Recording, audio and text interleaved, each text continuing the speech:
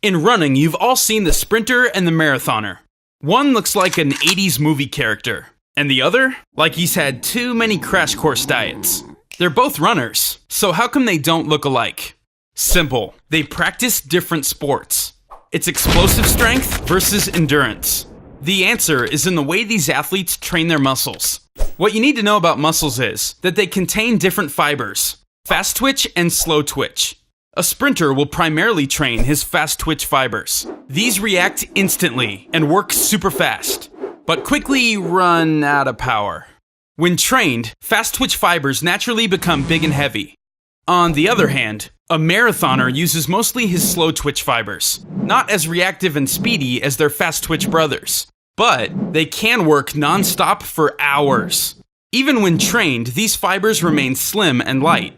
Okay, the running capability of both athletes don't only depend on the physique of their legs. The upper body is also important. For the sprinter, to be able to burst from the starting line and to maintain a good rhythm whilst running, he needs balance. So his arms should have a considerable size as well. So he works out his upper body in the gym. That's why the sprinter looks very muscular. And because the sprinter only has to perform for a couple of seconds, the added weight is trivial. The marathoner is a different story. Every pound in his body has to be carried around for a total of 42 kilometers. He gains a lot of benefits by being light. So all excessive muscle mass and fat has to be shed in order to be a top marathoner. That's why he looks so skinny.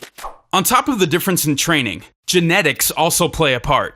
A normal person has about an even amount of fast and slow twitch fibers, but the persons that make it to the top tend to have more of one kind.